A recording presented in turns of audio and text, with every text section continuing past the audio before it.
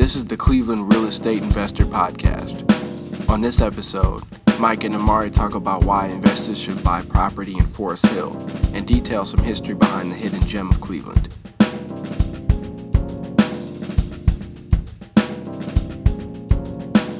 This episode is about why is Foresthill a great investment opportunity. With me is my assistant in podcasting, Amari Clancy. Amari, good morning. Hey, good morning, Mike. So, let's get into it. Why is Foresthill a great opportunity for investors? Well, in any great investment opportunity, whether you're buying stocks, bonds, assets like art, properties, whatever, the best investments are the ones that are always undervalued, which have high upside. And Foresthill meets that qualification. Let me just explain why. First of all, Foresthill right now is located in an area of Cleveland which is undervalued, and that's what realtors refer as north of Mayfield. North of Mayfield in Cleveland Heights and South Euclid areas, they adjoin East Cleveland, which has been a very problematic suburb, which is really on its way to imploding and being acquired by the city of Cleveland, and portions may be acquired by the city of Cleveland Heights. But all along that area, north of Mayfield Road, it encompasses Foresthill, and that has become a reputation of an area which is not as desirable as parts of Cleveland Heights, the Fairmont Taylor area, for example, which is just exploding in value, parts of Shaker, parts of Little Italy, areas around the Fairmont Cedar area. These areas have really appreciated. Now, here's what's interesting about Foresthill. Foresthill adjoins those areas. It's the next step up from Little Italy and University Circle. It's up on the hill. So as that momentum increases with Little Italy and UCI, Foresthill is going to be, just from a proximity basis, a very desirable place to live. But there's a number of other things that really make this an intriguing investment. And to get deeper into that, let's talk a little bit about Foresthill as a neighborhood. Because Foresthill, 30 years ago, 40 years ago, in the 50s and the 60s, was a country club. I mean, before the fair housing laws were passed, you couldn't buy in that area unless you were approved by the Homeowners Association. So anybody that was allowed to buy in Foresthill was overjoyed. And most of the areas that were bought were vacant land, especially in the 50s. And so there was almost like an arms race for people that bought into Foresthill. And they hired the best architects, they hired the best builders. So when you drive along Monticello, you're going to see an array of postmodern, mid-century modern homes built along the Frank Lloyd Wright School of Design. So you have a housing stock that is 1,000 strong, and you have three different types of builds. You have the initial build, which was in the 20s, and then when the Depression came, that stopped. And that first build was roughly about 100 homes, and they were called the Rockefeller Mansions. And Amari, you're aware of that because you grew up around there, right? Yeah. So what do you how would you describe that? It's a complete shift from where I really grew up in East Cleveland. You know, when you're walking home from school, I lived in Cleveland Heights. You're walking up the hill, past Terrace, maybe going up Lee, or, it's a complete shift in energy in the Foresthill neighborhood. Once you actually get there, it's just pristine. People are cutting their lawns. Neighbors are. It's just a whole different energy. But the properties in that they were built in the 20s, those Rockefeller mansions, I mean, they look like little castles. Yeah, 100%. Yeah. Right. And what's interesting about those homes, there were 100 homes built on the Rockefeller estate. And let me just digress a little as we talk about that first crucial build in Forest Hill. Forest Hill was the summer home of John D. Rockefeller. And when Rockefeller made his billions, the family home was on Euclid Avenue, close to downtown Cleveland. And their summer home was up on the hill, which was Forest Hill. And that's where it derived its name. And Rockefeller built his estate on Forest Hill. So you had a pond, you had a boathouse, you had horse trails. It was just phenomenal. And of course, from the hill, you had a tremendous view of the lake. In fact, the original house, which burned down, I think sometime in the 1910s, you can see it in historical pictures. That has a tremendous view of the lake. Now, in the 20s, with John D. Rockefeller Jr. taking over, the family decided they were going to diversify. And what's interesting about how they diversified is they, and this is of course before they built Rockefeller Center, which was built at the height of the Depression in the 30s. But John D. Rockefeller Jr. thought, hey, you know what? Let's start getting into land. Let's get away from oil and all the kind of bad, toxic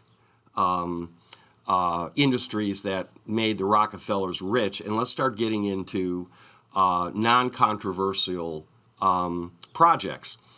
And they decided they were going to subdivide Forest Hill and build their first planned community. And what they did was they hired an architect in New York who designed all the brownstones in New York on the Upper East Side. Anybody who's been in New York and seen these brownstones, they're phenomenal. They're 3 stories. They're huge. They have servant quarters, hardwood floors, fireplaces, everything. So they decided they were going to build these homes modeled after that blueprint. So whenever you go into these Rockefeller mansions, you're actually going into a Upper East Side New York townhouse, the way it's designed. And they use the finest materials. The slate roofs are from Europe. The wiring is all copper. The walls are all poured concrete, lath and plaster. And they put in steel beams as the foundation. Now, from a contractor standpoint, what that means is there's no cracks on the walls. These are built like castles. In fact, they look like castles. Mm-hmm. Very hard to remodel. You can't add on to these houses because it's all brick and stone and steel. But on the flip side, it takes an atom bomb to blow these houses up. They could sit there empty for a couple of years and still be restorable. So that's a very interesting thing to keep in mind. But let's get back to the history of it. When the Depression came in the 20s, they ceased building, and so the total count of these Rockefeller mansions is roughly around 100. And they're populated around a couple of key streets. But when the Depression was over, well, not over, but by the mid-30s, building had picked back up. The Rockefellers decided they were going to do phase 2. Now, phase 2, they modeled a lot of their homes after these homes that were built out in Connecticut, where New Yorkers would have a second home, a country home. So you see a very interesting array of building that populated phase 2, and that went roughly from 1936 all the way up until the beginning of World War II. House I live in, it was built in 1939 on Blackmore Road. But now let's stop talking about the houses for a minute. Let's just pause here, because what was also unique about Forest Hill was the way they laid out the streets. They laid out the streets, they put all the utilities underground. And they laid in a series of covenants which prohibited people from building separate garages, no chicken coops. This was one of the first, believe it or not, planned communities in the United States was Forest Hill.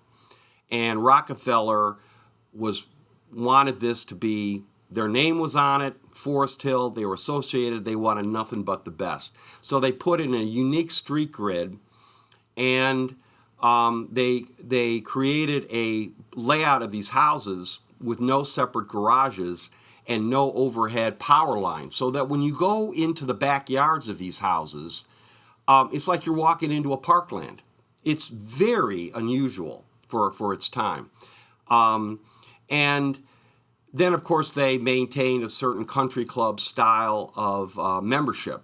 So you had to be approved, if you're Jewish, no. If you're black, no. If you're, Oriental, no. Even if you're Italian, question mark. Catholic, question mark. I mean, it was really a white bread country club. After the war, you had the final build, which was the mid-century modern. And here you have almost 300 homes that were built, all custom architects, custom builders. You had California tile roofs. You have garages that are 12 feet high. You have basements that are finished with a fireplace with 10-foot ceilings. And again, they're built like fortresses. So, from an investment standpoint, the greatest single asset that Foresthill has going for it right now is the quality of its housing and the ability to take these houses and renovate them and restore them, even though they may have been vacant or uncared for 10 years. So you have the proximity, close to University Circle. I mean, literally you could ride your bike there.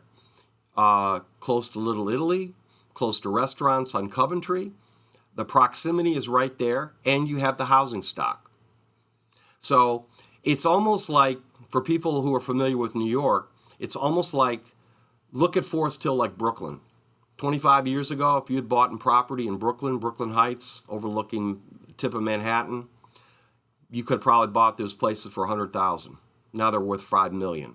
Now, I'm not saying that these homes are going to be the same appreciative quality, but I know in Little Italy and in Tremont, if you had bought a place for 10 years ago, you could have bought a place for $25,000, $30,000, $40,000. Now they're worth $250,000.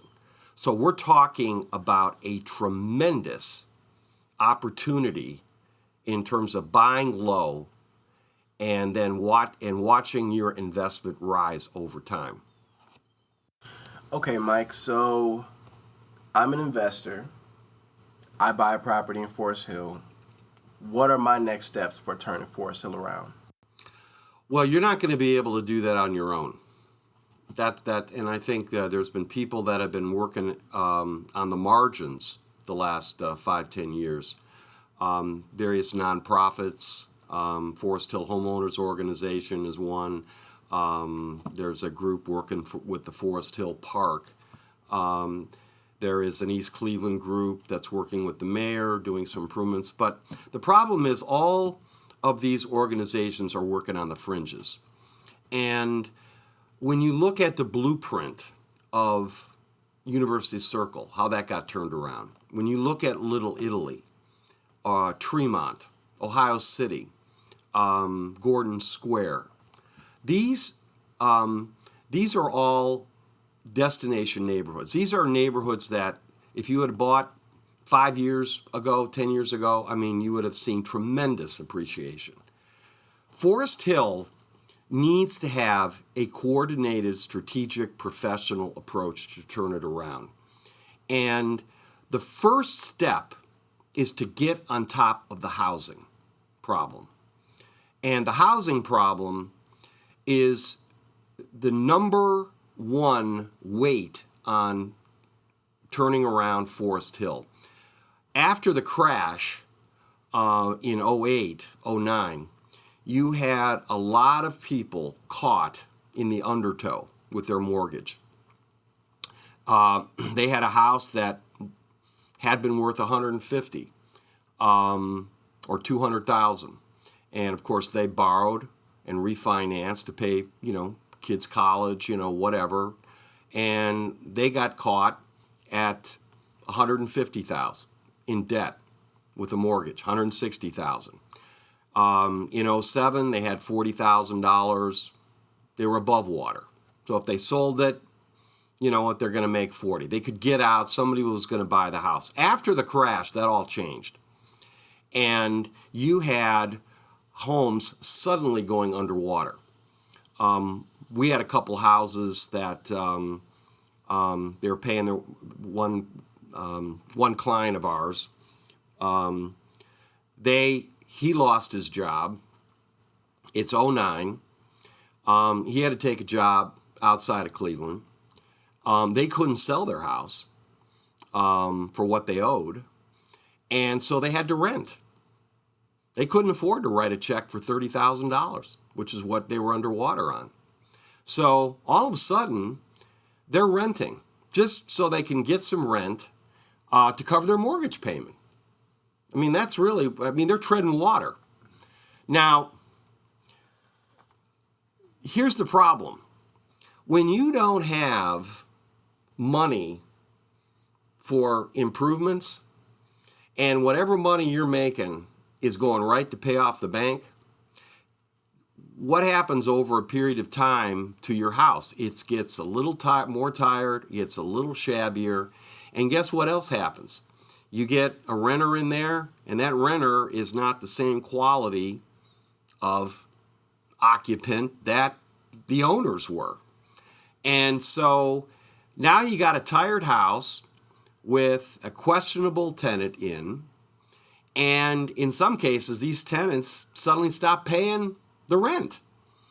And then they leave the house vacant. They walk away. Now, what happens then is the rest of the street starts suffering. And this is where a lot of people don't understand.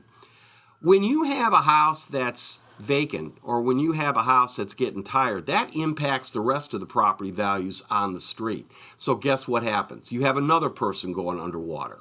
You may have somebody who's been there for 30, 40 years who suddenly goes to a nursing home, and they can't sell it. There's nobody around to handle the estate, so that becomes vacant. Then you have people, and I'm sure everybody knows this phenomenon, started seeing this in 08, 09, 2010. They're literally walking away from their house. Walking away. Suddenly there's nobody there anymore. And the grass isn't getting cut, and the house is vacant, and then people driving on the street looking to buy are passing these vacant houses. Now, what do you think they're thinking?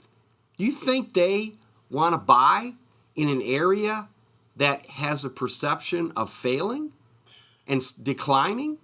So what happens is you get another renter and another renter and another renter. So what's happened in Foresthill, there is a tremendous amount of property that is either underwater with the mortgage, vacant, or being rented because the owner has no other option. So the key to turning around Foresthill is an aggressive, strategic approach, street by street, to address those housing problems. And as you address those housing problems, as you get investment money flowing in, all these homes are going to start getting improved, and you're going to see a rise in property values, which will then allow the people that really want to move anyways to exit. As they exit, you're going to get people that are comfortable about investing in Foresthill. So the number one step is the housing. Working with the city, working with investment groups, and having a professional strategic approach to this. Then you start promoting it. NPR, New York Times, because there's a Rockefeller connection there. The New York Times would pick up this story in a heartbeat about how a neighborhood, a Rockefeller-started neighborhood, is turning itself around, recreating itself back to the destination neighborhood it was in the 50s and the 40s. And you've got to promote that. And then people start realizing that we have a investment opportunity here, which is going to then set off a stampede to get into Foresthill. Now, when there is a perception now of Foresthill as the next great investment opportunity, then what's going to happen is retail is going to follow. We have a building, the Medusa building. It's been vacant for 4 or 5 years. Imagine developers looking at Foresthill as the next Tremont, as the next Ohio City. You can imagine how retails are going to latch on to potential retail investment around a neighborhood that's starting to turn itself, is starting to ascend. You saw that with Little Italy. Little Italy is just booming with development because the word got out 4 or 5 years ago that this place is hopping. The same thing happened with Tremont. Tremendous investment in retail, in restaurants, in shops, in art. You saw that in Ohio City. All you got to do is go down to Ohio City. There's all these Brooklyn-style retail places popping up, butcher shop, art galleries, beer breweries, craft beer breweries. They're all there. But it all starts with stabilizing the housing and then changing the perception into an area that you want to invest in. Now, so the retail follows the housing. Now, guess what else follows? The road repair, which has been a nightmare for people in East Cleveland. You know, the roads are like driving through Beirut. It's, potholes. The city doesn't have any money to do this. They're just treading water too. So if you have the perception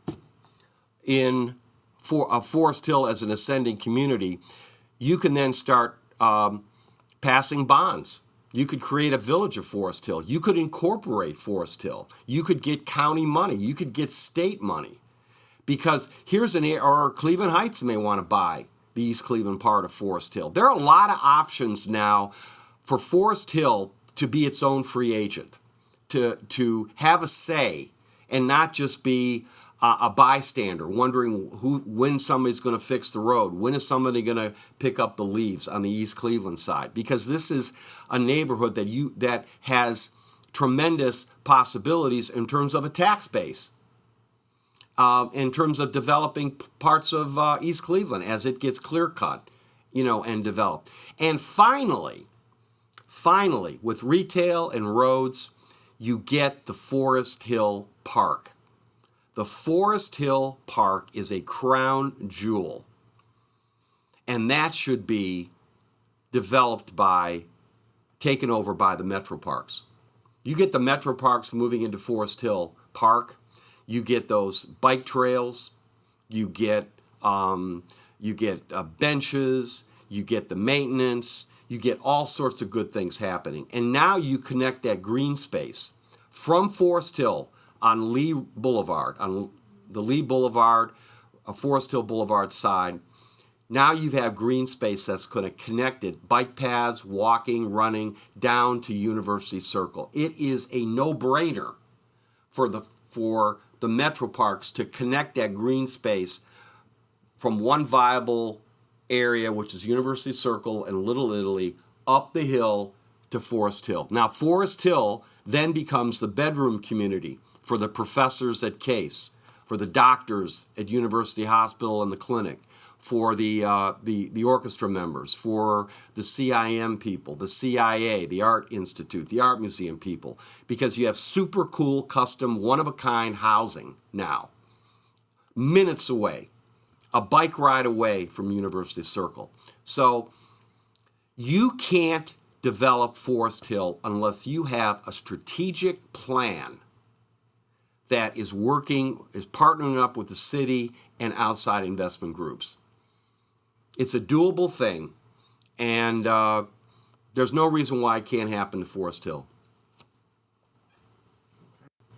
Okay, Mike, so if housing is the issue in Forest Hill, if that's the number one issue, how do we go about taking care of it?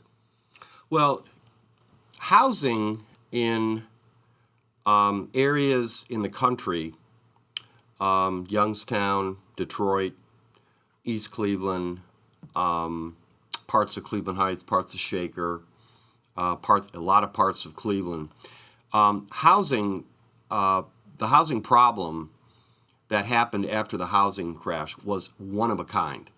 And people have to understand the uniqueness of it. I think the best example I've used when talking to people about this, it's like the AIDS crisis.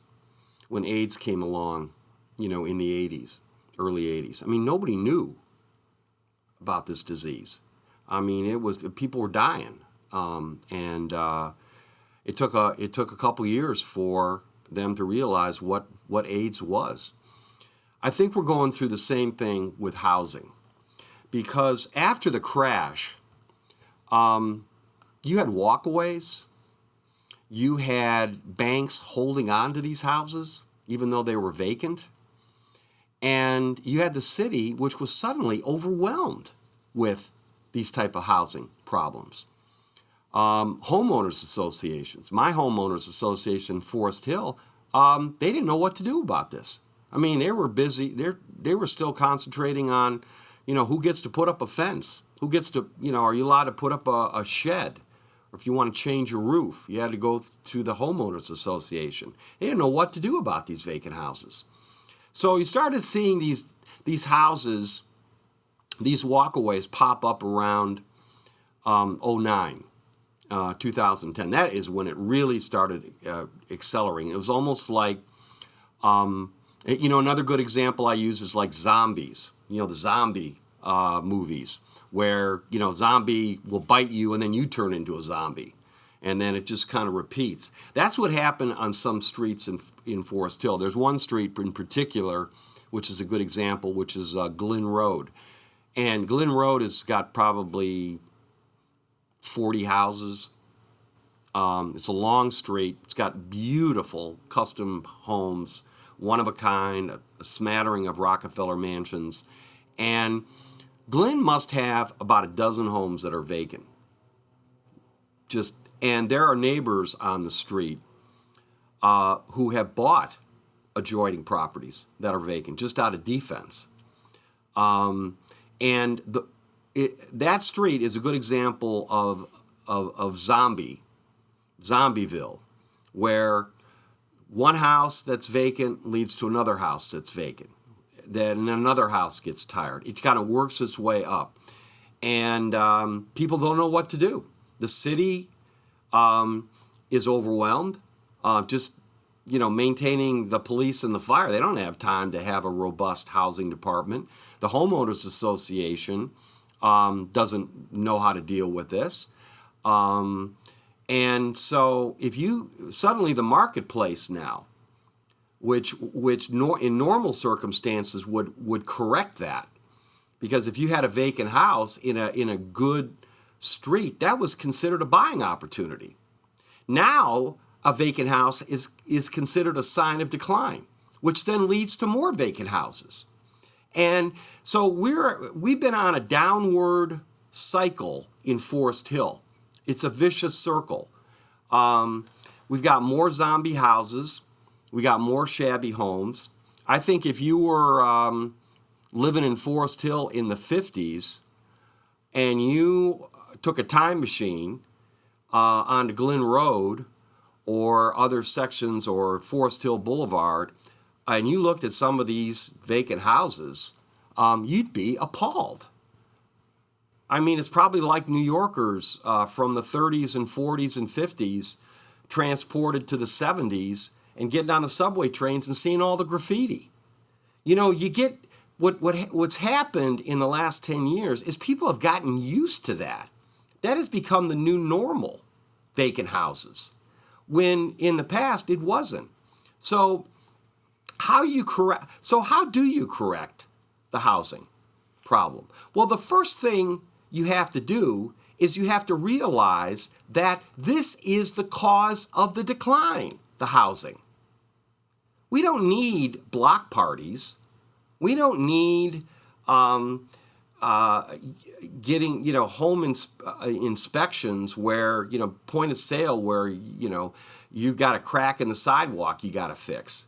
The cities and the homeowner groups have to reorient themselves to focus on this problem. This is problem one. Go after the vacant houses. Now, how do you do that? Well, you can do nuisance abatements where neighbors, through coordinated action, take a vacant house to court and compel the bank to sell the house. The second thing is, and this is really appalling, is how the county has been continuing to levy property taxes on vacant houses. So imagine you have a vacant house. There's one vacant house at the corner of Walden and Foresthill Boulevard. That's the perfect example. That house has been vacant for 10, 12 years. It is probably worth now $5,000. It's a 4-bedroom, 3-bath house.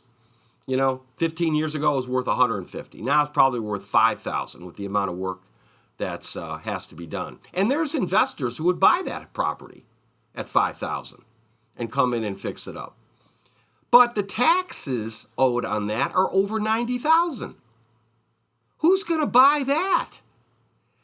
And then, so people say, well, take it to the land bank. Well, the land bank is overwhelmed with inventory to handle. So a land bank may get around to tackling that maybe in 3, 4, 5 years. By that time, it's ready to be demolished. Now you got a hole in the ground. So again, people don't realize the connection between a declining neighborhood and a vacant house. And I've talked to some residents in my neighborhood, and you know what? If they don't live next to this house, they don't care. If it's not on their street, they don't care. Problem is, their property values have been impacted. When you live next to a vacant wreck of a house that's been sitting there, your property value has probably gotten hit by 30, 40, 50%. Who wants to buy a house next to a vacant wreck where rats are running out? Who wants to live next to that house? So, and then you can imagine how that ripple effect, the closer you are to a vacant house, the more hit you have on your property values. But it continues these ripples to the streets where people don't see it because your whole neighborhood has become associated with the handful of vacant houses. People are driving around the neighborhood. They want to get a sense of what the neighborhood is, and all of a sudden they pass some monstrosity, and what kind of signal does that send to them? What it sends to them, and what everybody tells me, is I don't mind renting, but I don't know if I want to buy here. Because if I buy here, I'll buy it for $100 and I'll be maybe lucky to sell it for $80. Now, if you think you're buying it for $100 and in a couple years' time it's going to be worth $125, well, guess what? Now we've changed the mojo in Foresthill. Now people are looking at opportunity. What the Foresthill Improvement Association has to do and will do is form a lobbying committee to put the heat on the city and the county to go after targeted homes, and then have investors ready to step in and buy it. I'm not interested in making a phone call and waiting 6 months, 8 months, 9 months, a year to get around to find out what's going on. The neighbors around that house need to know what's going on a weekly basis, not once a year. Neighbors who live next to these houses have been asking, who's taking care of this house? And everybody points to everybody else. Everybody says we're going to have a meeting. Everybody says, well, this is a problem. We got to do something about it. And nothing gets done. Meanwhile, we all suffer. So, the best way to start cleaning up the houses is to first recognize that this is a problem. And a good analogy of that is like you have a clogged gutter, okay? Clogged gutter. It rains, the water's coming off the top of the gutter because it can't go down the downspout. It's going into the windows.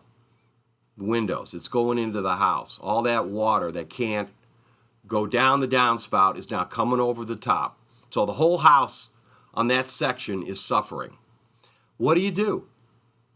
You clean the gutter. You clean the gutter. It empties the water. The water drains. Now the house is more secure. And the problem's solved. So what do you do with the housing? You get on you clean up the housing now. Not next year, not 5 years later.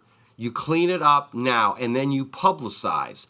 This house got cleaned up. This house got cleaned up. You go on YouTube. You go on the New York Times. We're not waiting around anymore. And you know, Amari, I go around town as a contractor, Shaker, South Euclid, Lyndhurst, University Heights, and sections of these communities, these neighborhoods, are also suffering from these vacant houses. You go in sections off of South Taylor, near Cedar. You go around Noble. That's a disaster, the whole Noble area. You go around there and you see the same thing over and over again. You see a couple of just beautifully maintained houses. I mean, there's not a stone unturned there. You know, they've got red brick, lining up around the gardens. They got perennials and annuals planted. I mean, the house is maintained. This little front yard is meticulously cared for. And they live next to a dump. And when I go over there and give these people an estimate, they just got a notification from the city because they have a crack in the sidewalk. Now, I want you to put yourself in their shoes. What do you think they're thinking? What do you think they're thinking? I mean, you just described that picture, and I literally, why am I getting this citation for this sidewalk when there's literally this wreck I'm living next to for years? Really? I got some peeling paint, and I'm living next to this? Mm-hmm. And then they call up, and you know what everybody says? Well, we've been working on it. I don't care. I don't care whether you've been working. It's not done. Yeah. It's not finished. Mm-hmm. Okay? I don't care if you made 100 phone calls. I want to know what's going on with this house next door. So what I would advocate is, you know what? Put a moratorium on the Mickey Mouse housing violation. Just stop it. Just everybody, all hands on deck here. We've got these vacant houses. These vacant houses have sat for years. Nobody on the street knows what's going on. It's not discussed in the city newsletter coming out. It's like you've got some relative who's got a humpback and they're sticking him up in the attic somewhere. Nobody wants to talk about it. So the neighborhoods around Cleveland are apathetic, frustrated, and worse, they're voting with their feet. They are moving out. They're taking the loss and moving. And so by making housing, calling it out as a problem, making it a Marshall Plan, something where, you know what, we're passing a levy, we're passing a tax, we're going to set up a war room, we're going to set up a special division within the housing to go after this. This is what the Foresthill Improvement Association wants to do. We want to set up a committee right now that is going to demand action on these homes, compel the banks to sell, compel the county to waive the taxes, get the investors in, and start turning around these 50 homes out of 1,000 that are either vacant, shabby, or shabbily rented. Then you're going to see Foresthill start turning around. The drain in the gutter is now clear. The water is flowing. The house is protected. It really is that simple. Thanks for watching the Cleveland Real Estate Investor Podcast with Mike Riley. Stay tuned for our next episode, and make sure to go check out our old episodes up on SoundCloud or the Riley Properties website. Thank you.